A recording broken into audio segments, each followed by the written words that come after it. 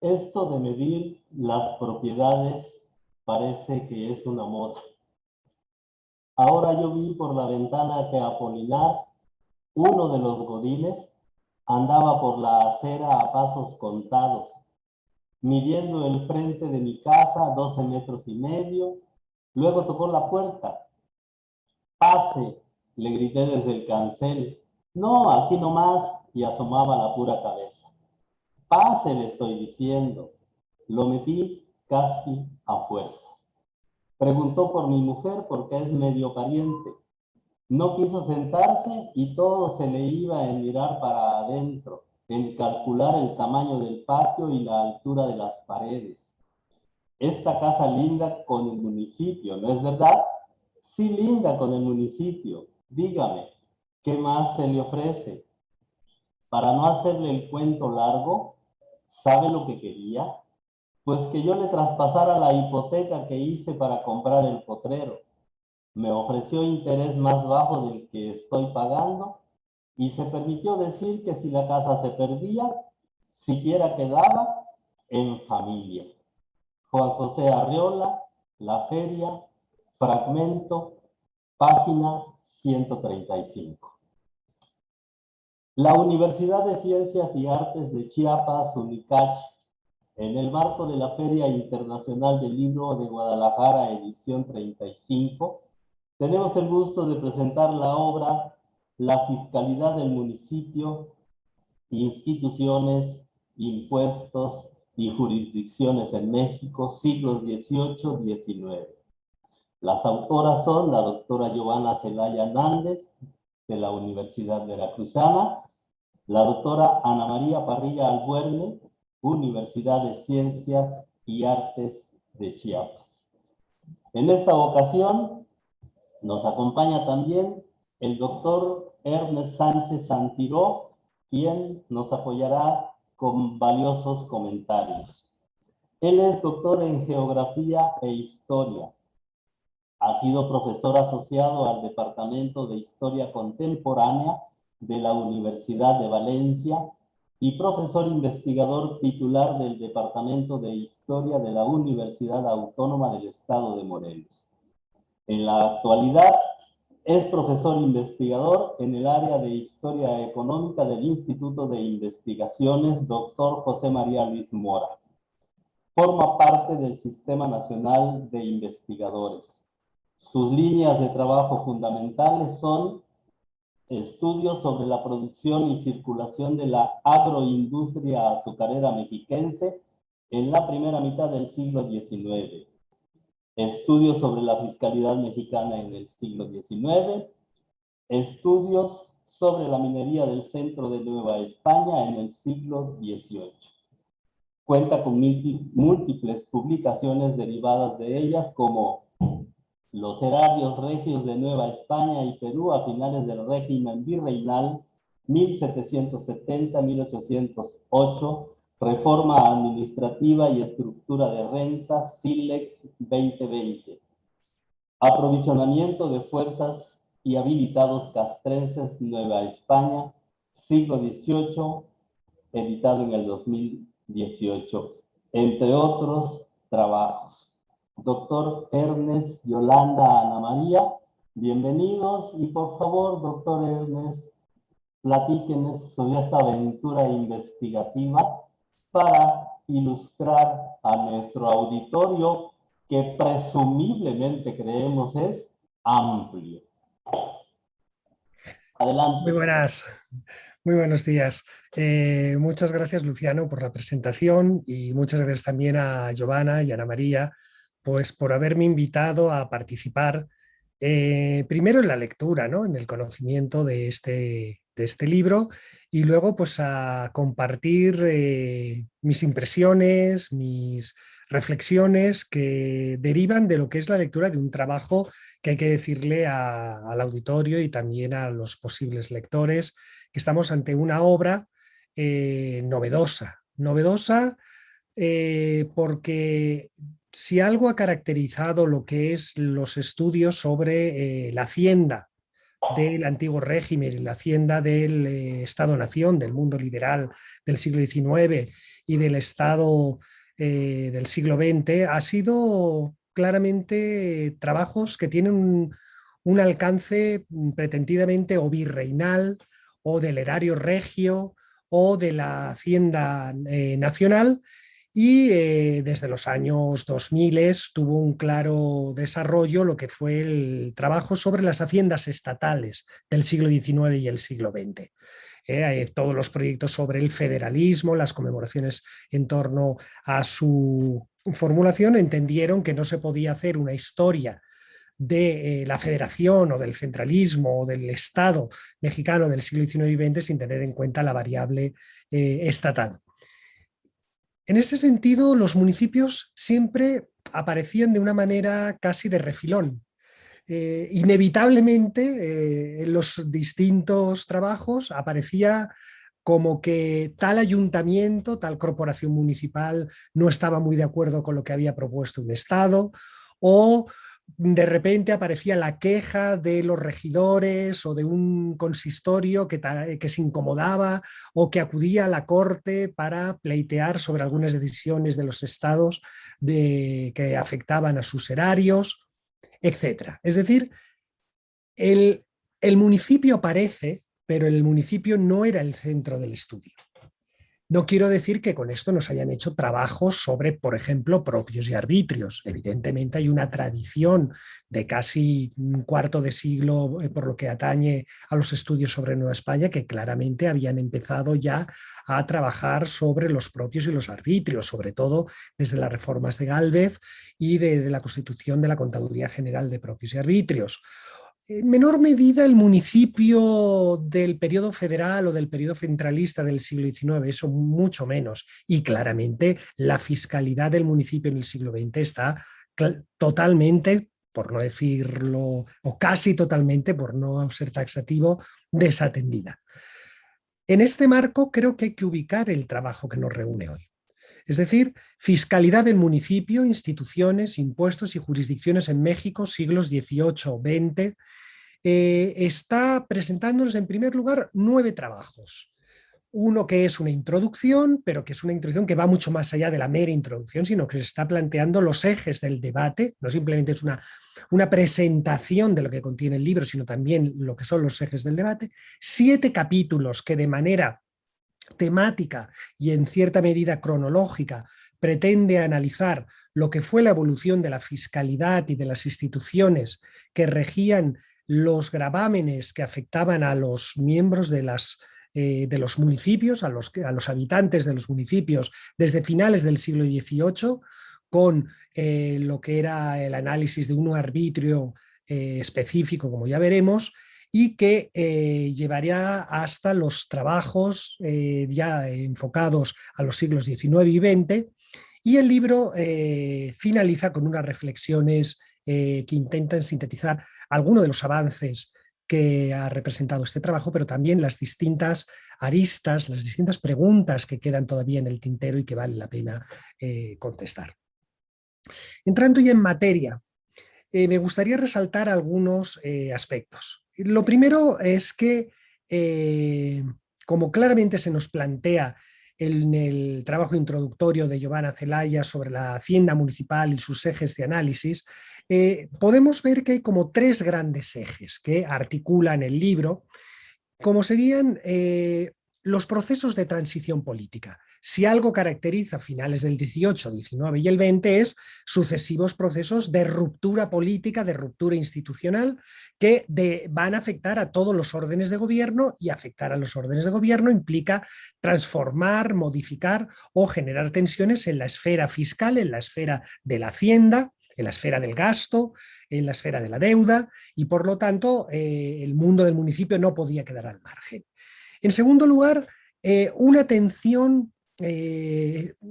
con cierto desarrollo a lo que va a implicar el impacto del liberalismo. Un liberalismo que se puede leer de muchas maneras, pero que podemos ver que hay un primer liberalismo en el periodo constituyente de lo que es Cádiz y luego la Constitución mexicana de 1824, pero luego hay otro liberalismo posterior a la Constitución de 1857 que difícilmente se puede parangonar con lo sucedido en el ámbito de la fiscalidad entre esos 2 grandes momentos. Y un tercer eje que sería la respuesta de los municipios. Y esto me interesa mucho destacar, porque en el libro, si algo se denota, si algo caracteriza los distintos trabajos, es la voluntad de demostrar al municipio como un agente activo, no como un actor pasivo en el que le llegan decisiones, le arriban determinados decretos, órdenes, mandamientos, y que el municipio de manera sumisa se limita a cumplir o a intentar llevarlo de la mejor manera posible. No, no, claramente aparece una respuesta de los municipios ante los procesos de reforma y sobre todo a uno que va a caracterizar parte del 19, pero sobre todo el 20, que será la centralización. Es decir, la voluntad de ir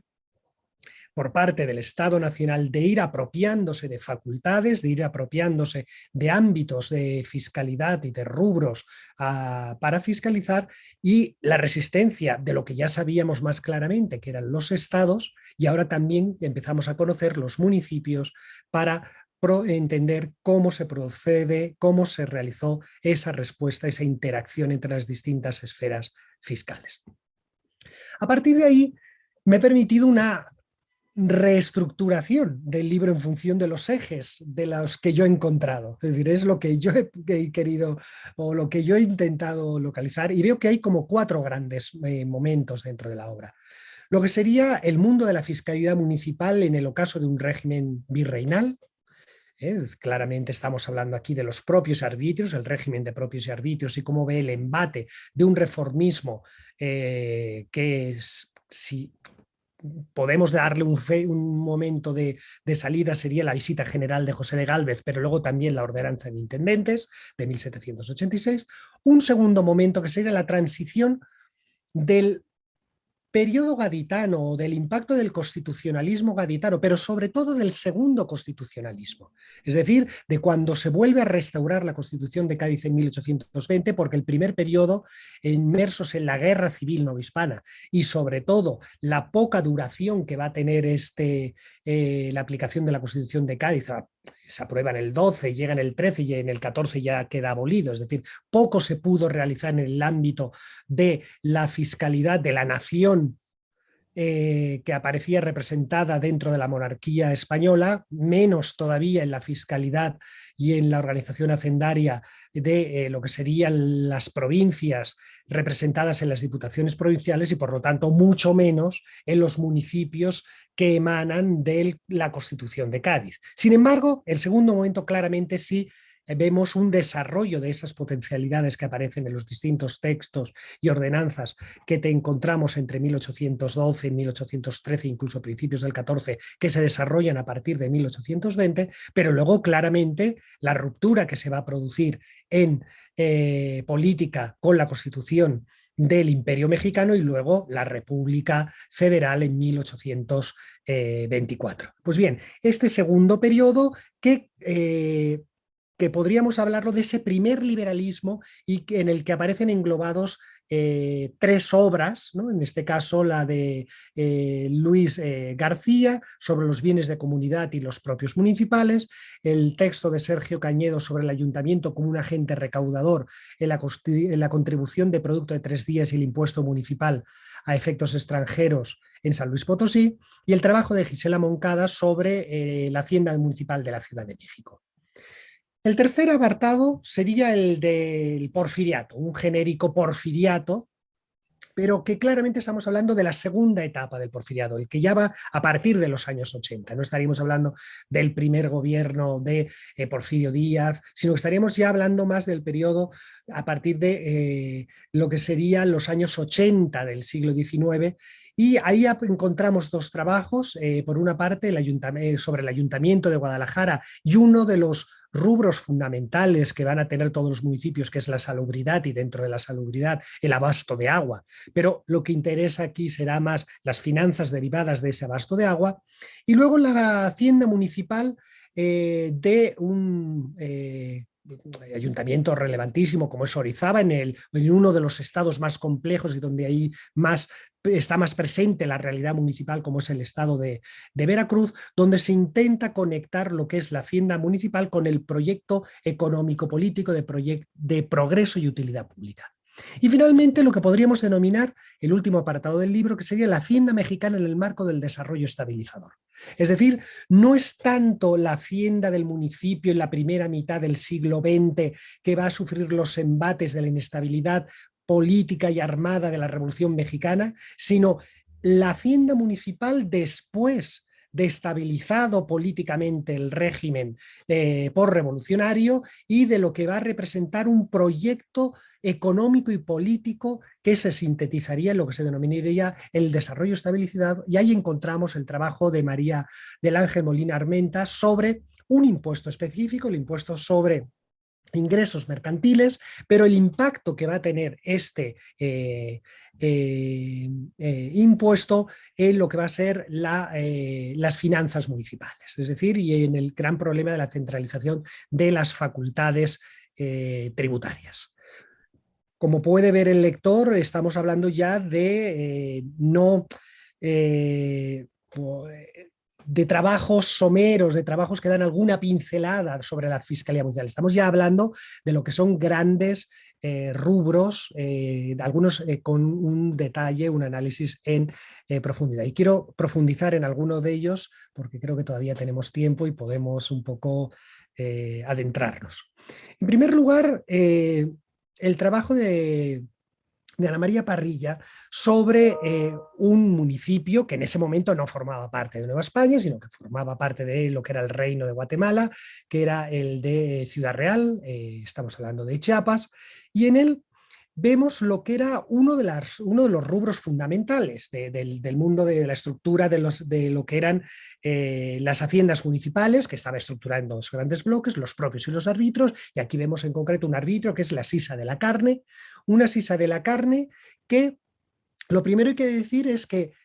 no es evidente en Nueva España ni en América qué es un arbitrio y qué es un propio, porque podríamos decir que propios serían todos aquellos elementos sobre los cuales el ayuntamiento tiene un dominio eminente y puede ceder un dominio de uso y sobre el cual se van a establecer distintos censos o arrendamientos, y por lo tanto todo lo que no fuese eso estaría dentro del arbitrio, sino que lo primero que aclarar es que lo que en un ayuntamiento puede ser un arbitrio, en otro puede ser un propio, y va a determinar mucho la casuística. Por lo tanto, cuando digo propios y arbitrios y digo que la sisa en este caso puede estar dentro del arbitrio, en otros lugares dirán, oiga, no, que en mi ayuntamiento esto no tiene que ver, pero bueno, esto se relaciona con la casuística fiscal, que es uno de los elementos característicos del antiguo régimen y que va a perdurar en el siglo XX. Y en este trabajo, Ana María Parrilla lo que nos está planteando es cómo unas élites acostumbradas a la gestión de un rubro que está conectando lo que es por una parte el abasto de un insumo fundamental de la localidad, del único ayuntamiento de españoles de todo lo que es la alcaldía mayor, que es Ciudad Real. En este ámbito vemos por una parte, decía, lo que es la voluntad de una élite económica que quiere mantener el control sobre un abasto fundamental que es la carne, pero también se ve impelido, se ve compelido en este caso por lo que es una transformación que intenta liberalizar parte de las actividades económicas, y en este caso es el abasto de un bien fundamental como es la carne, pero que eso genera un problema a lo que son las finanzas de un ayuntamiento, en este caso el de Ciudad Real. Y en un momento dado, cómo estas élites, en connivencia con autoridades locales, paralizan o detienen lo que sería una pretendida liberación del abasto y que rompería con el monopolio ya decretada en 1800 y que sin embargo demora hasta 1806, cuando finalmente se ven obligados a realizarlo. Lo que me interesa destacar aquí es cómo los grupos de poder locales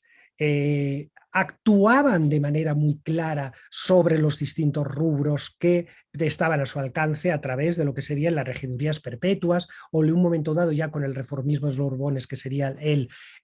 los síndicos del común, es decir, una serie de personajes que van apareciendo y que dan una cierta apertura, pero claramente la hacienda se convierte en un factor fundamental en esta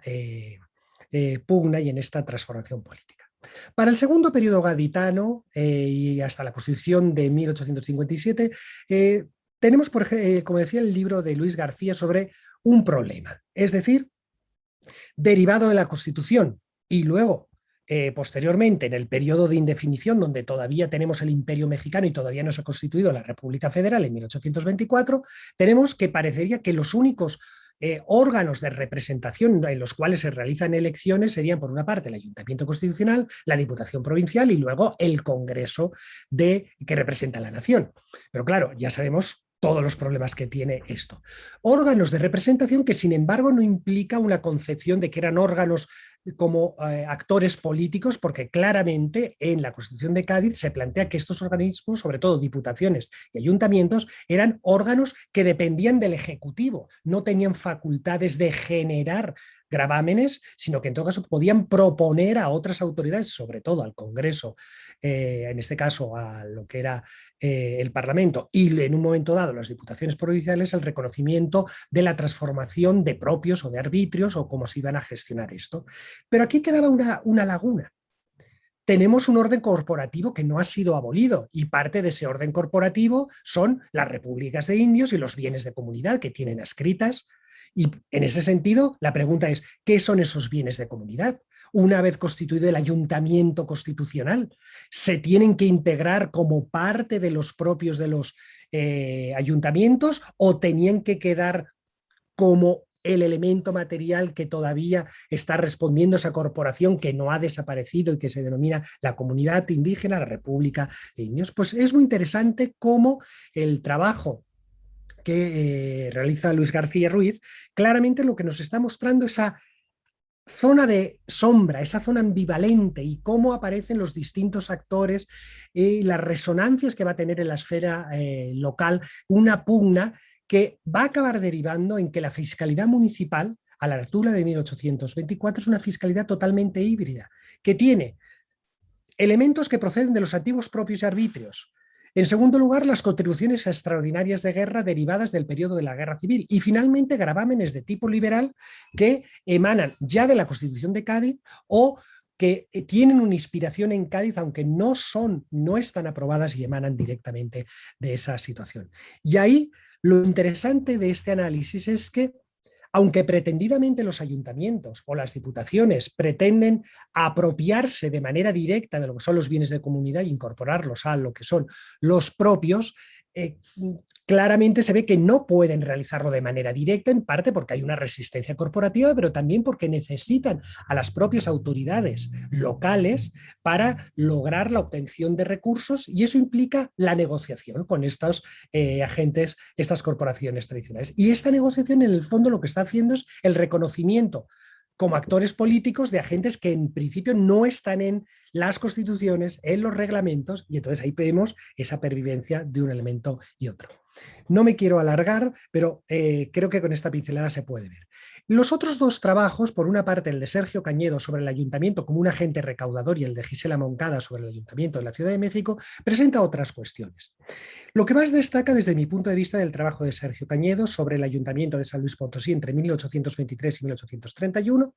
es decir, el final del primer imperio y lo que es ya claramente los primeros años de la Primera República Federal, es como vemos a un ayuntamiento que está recaudando impuestos que no pertenecen al ayuntamiento. En principio, la contribución de producto de 3 días al año y el impuesto municipal a efectos extranjeros, que está decretado por el Estado y no por el ayuntamiento, pero se dice municipal porque es un ámbito de recaudación. En ese sentido, podríamos preguntarnos si el propio título de la obra nos está planteando la gran complejidad, o sería conveniente en un momento dado luego en la reflexión ampliarlo. ¿Estamos hablando de la fiscalidad del municipio únicamente, o estamos hablando de la fiscalidad del municipio y en el municipio? Porque estamos viendo el municipio participando en lo que es la recolección o la administración de gravámenes que no pertenecen al municipio, pero que sin embargo hacen del municipio el agente recaudador. Entonces, ahí valdría en un momento dado cuestionar o plantear estas distintas aristas. Pues bien, para mí el texto de Sergio es claro al respecto. Ni uno ni otro pertenecen al ayuntamiento, sin embargo, sin el ayuntamiento no se puede obtener el recurso. Pero también creo que importa por otra cuestión. Ya vemos aparecer aquí el concepto de la participación.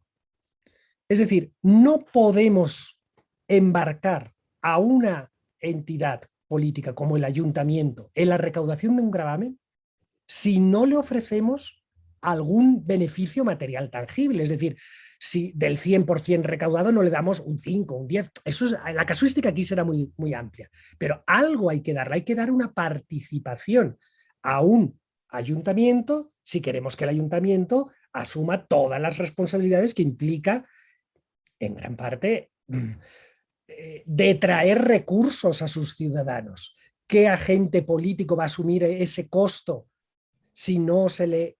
permite algo a cambio, ya sea la participación? Y claro, esa participación inmediatamente va a aparecer conectada con ¿para qué? En un caso será la educación pública, en otro será el mantenimiento de la seguridad, los viejos temas de policía, ¿no? La policía de salubridad, la policía de seguridad, la policía de ornato, la obra pública, la educación. Es decir, eso que no hay una novedad, eso ya está dentro de los regímenes de propios arbitrios desde Gálvez, lo que vemos ahora es cada vez que se van especificando. El otro tiene que ver con el trabajo de Gisela Moncada. Gisela Moncada, si algo ha dejado claro en todos sus trabajos, ya sean en los artículos, en su tesis o en varias publicaciones que ha realizado la autora, es cómo el Ayuntamiento de la Ciudad de México es uno de los ayuntamientos que más continuidades presenta en toda su estructura de rentas. Pero, claro, una estructura de rentas que presenta una continuidad a la vez que hay una ruptura. Es decir, el municipio de la Ciudad de México en el primer imperio y en la primera República Federal no es exactamente o no tiene exactamente la misma estructura de rentas que tenía en 1800 o en 1790. Es una estructura de rentas, como deja muy claro el trabajo, que se genera en gran medida por una tradición que es sobre todo el arrendamiento de los potreros, el arrendamiento de las carnicerías, del rastro, de los mercados. En ese sentido sí que habría una gran continuidad, pero también de un acuerdo de distribución que se produce en un momento insospechado, 1817. Es decir, justo cuando la guerra civil novohispana está prácticamente terminada, cuando ha minorado la inestabilidad política y está mejorando las condiciones financieras, en este caso del virreinato, y vemos ahí cómo la Real Hacienda llega a un acuerdo con las autoridades del principal ayuntamiento de Nueva España, que es el de la Ciudad de México, y ese acuerdo es el que tiene continuidad a lo largo de toda la primera mitad del siglo XIX. En ese sentido, sí que es una continuidad, pero una continuidad desde la ruptura o desde la transformación que se ha producido en un momento de gran inestabilidad y que ha obligado a un reacomodo de las funciones, pero también de lo que son las competencias y de los gravámenes que está recaudando el ayuntamiento. En ese sentido, creo que vale mucho apreciar esa novedad. Podríamos cuestionarnos hasta qué punto el término federación, que aparece muy reiterado en el trabajo, es aplicable a lo largo de todo el periodo que analiza el trabajo, en gran medida porque mucho de él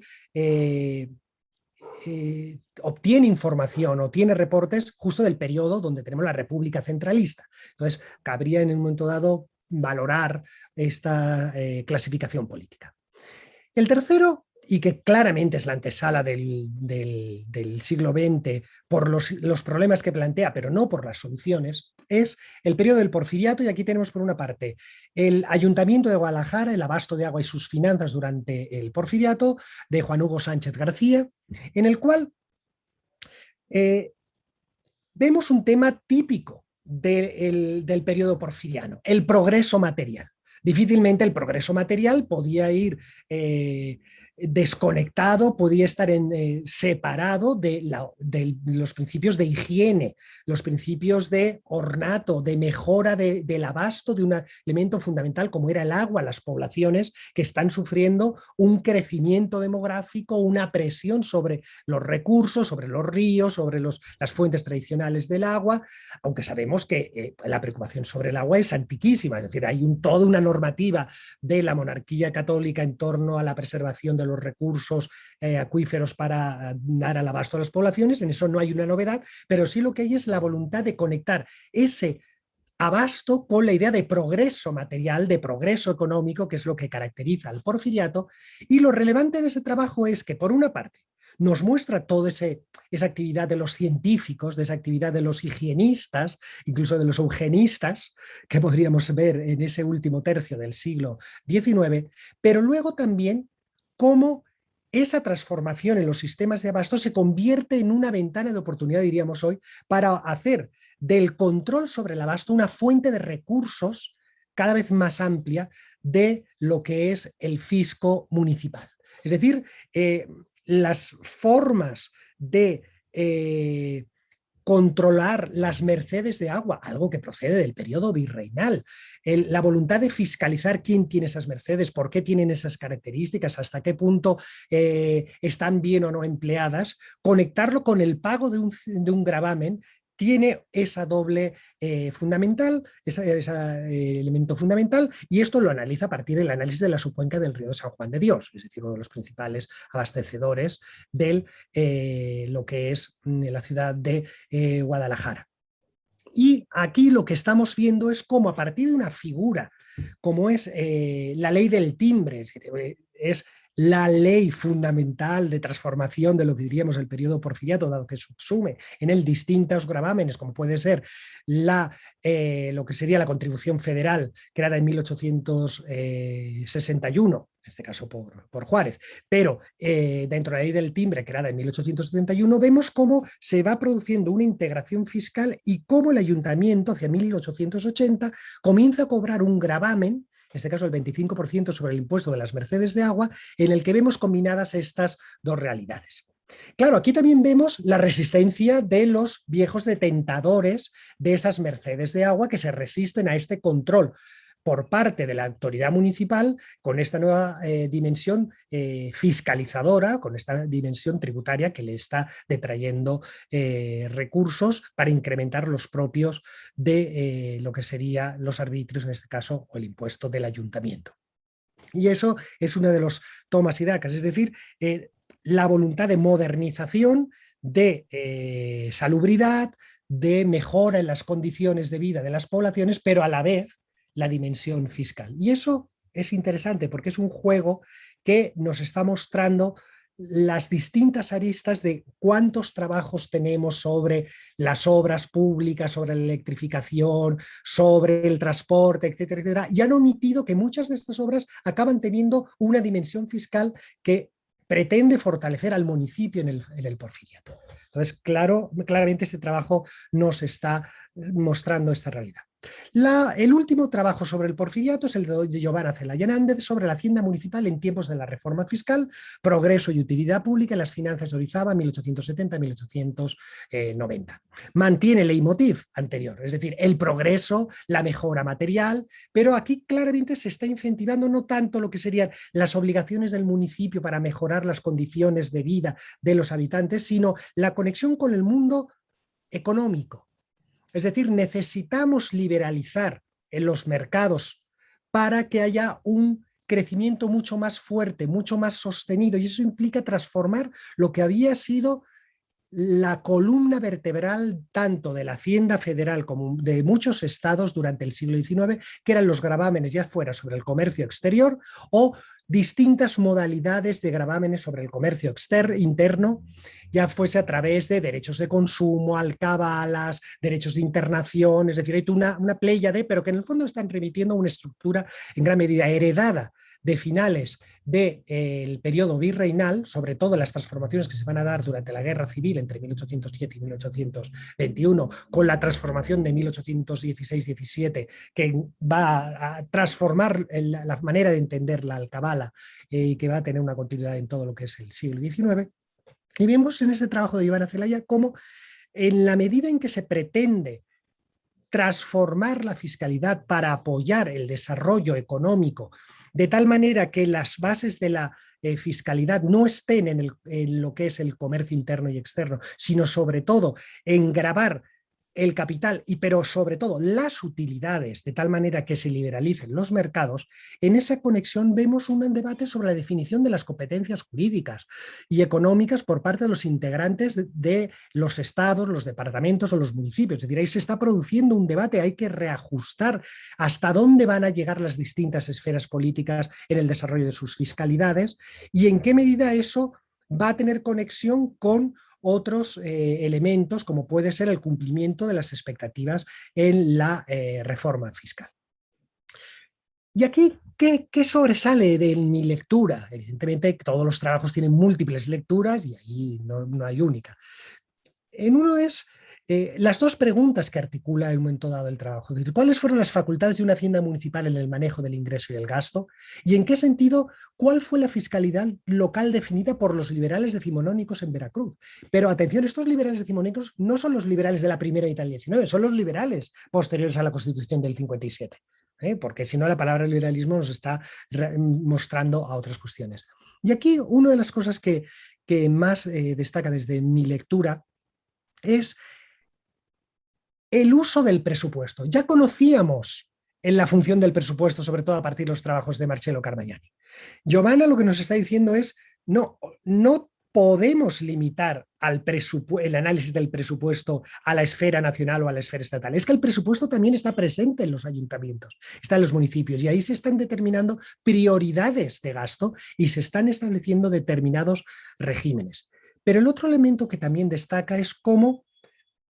las distintas constituciones que va a tener en este caso esta entidad federativa, como es el Estado de Veracruz, entre 1870 y 1873, transforma la naturaleza política del municipio. De dotarle de un cierto reconocimiento de representación política, querer ubicarlo única y exclusivamente en el mundo de la administración, que es claramente la Constitución de 1873, que está significando una ruptura con los momentos previos. Y eso, por una parte, sorprende, porque sería una ruptura política respecto a lo que viene, pero a la vez vemos la recuperación del viejo proyecto gaditano, que claramente decía que la Diputación y el Ayuntamiento no son órganos de representación política, son órganos administrativos a través de los cuales el Ejecutivo lleva adelante sus políticas, en este caso fiscales, de ingreso y de gasto. Entonces, nos puede parecer una ruptura o una novedad o la recuperación de un acotamiento de la dimensión política que viene de muy atrás y que en regímenes centralistas, como puede ser España, sería por obvio. La única hacienda era la hacienda nacional, la dimensión de las diputaciones provinciales queda reducida a su mínima expresión, los ayuntamientos son meros ejecutores de políticas que emanan del gobierno nacional. Claro, aquí es otro elemento, aquí es el ayuntamiento ejecutor de las políticas, no del gobierno nacional, sino del gobierno estatal, pero vemos esa voluntad de reducción de lo que es la función. No quiero alargarme, pero también hay dos elementos en este trabajo que para mí destacan. Por una parte es la recuperación del control fiscal y contable, es decir, aquello de que se tiene que dejar claro en el presupuesto la razón que da origen a los ramos y que la glosa de las cuentas la realizará una tesorería estatal. Bueno, aquí estamos viendo el libro de la razón general un siglo después y por otra parte el Tribunal de Cuentas, que ahora no se llama Tribunal de Cuentas, se llama la Tesorería Estatal, y no tanto como el modelo federal que tiene a una oficina de lo que es el Congreso como elemento que lleva la fiscalización de las cuentas. Y luego la transformación contenciosa, es decir, cómo a través de la apelación a los tribunales se continúa dirimiendo los alcances de la fiscalidad o del uso de los recursos, y eso es algo que también procede de la casuística del antiguo régimen. 2 minutos, porque si no, no entramos en debate. La hacienda mexicana en el marco del desarrollo estabilizador, es decir, la constitución de la hacienda municipal en el marco de la centralización de las facultades tributarias en México, la normativa del comercio y la industria y la distribución del ingreso fiscal, 1948-1973, es el trabajo de María del Ángel Molina Arbeta. Gracias a los trabajos de María del Ángel ya tenemos claro la importancia del impuesto sobre ingresos mercantiles. Habíamos tenido trabajos previos, como el de Luisa Boites, pero no habíamos logrado un conocimiento en profundidad de todas las implicaciones, que son sobre todo dos. Por una parte, es un impuesto en el que hay una voluntad de transformación política, de centralización de facultades, de centralización de la esfera fiscal, pero también hay un proyecto económico de liberalización. En ese sentido, el ISIN no es muy distinto de lo que son los objetivos políticos del porfiriato de liberalizar la esfera de las transacciones para detonar un crecimiento económico que permita una mejoría en las condiciones de vida de los ciudadanos y por lo tanto pueden pagar más impuestos y eso a la vez generará una un círculo positivo porque permitirá también incremento del gasto y el gasto es un agente dinamizador de la economía, eso ya estaba más o menos aclarado, sino lo relevante de este nuevo trabajo de lo que es María del Ángel es que nos está evidenciando que incluso en un impuesto de estos alcances el municipio tiene que estar presente a partir de lo que decía la participación.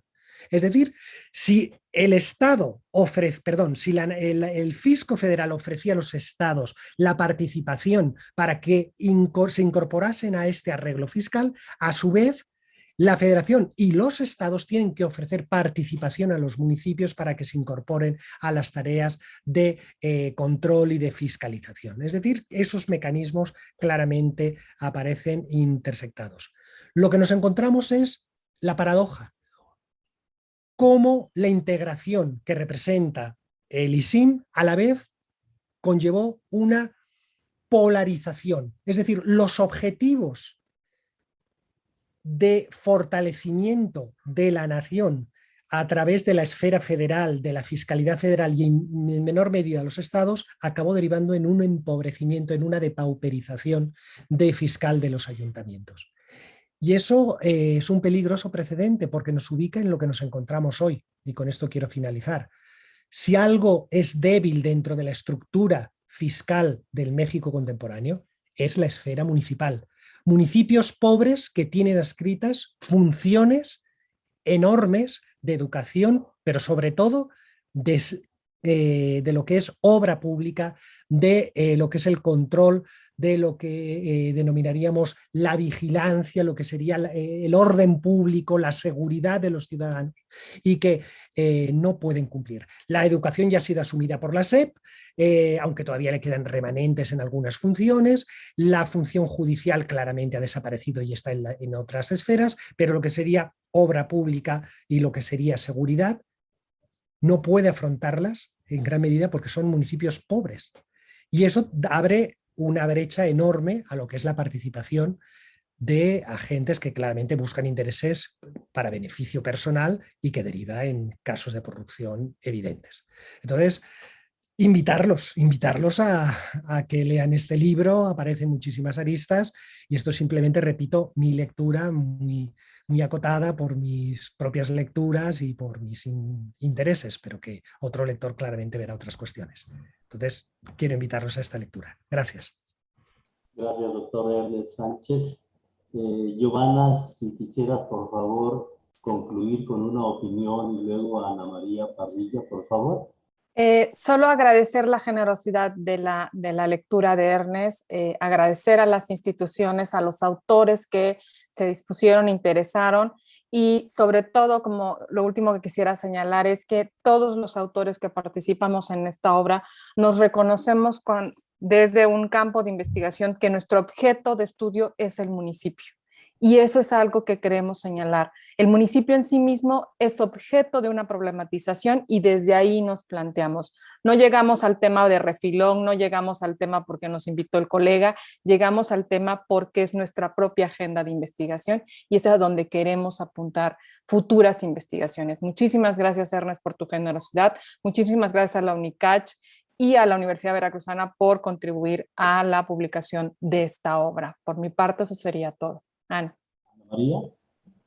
Pues en mi caso también agradecer a ambas instituciones, la UNICACH y la Universidad Veracruzana, pues todo la labor de gestión que suele ser bastante engorrosa, pero sobre todo a Ernest, porque este libro casi es hijo de Ernest. Fue el que nos puso en contacto a Giovanna y a mí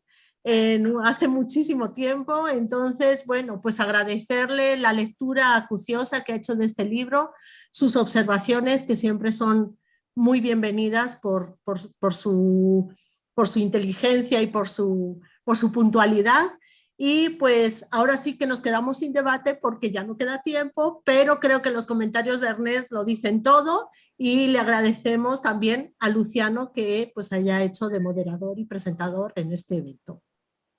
Bueno, Giovanna, Ana María, Ernest, nuestro agradecimiento desde la institución que es la Universidad de Ciencias de Artes y Chiapas, en este marco de la Feria Internacional del Libro de Guadalajara en su edición 35. que estén muy bien. Enorme gusto volver a saludar nuevamente a Giovanna y Ana María y enorme gusto conocer a Ernest Sánchez. Nos vemos. Hasta la próxima, señores.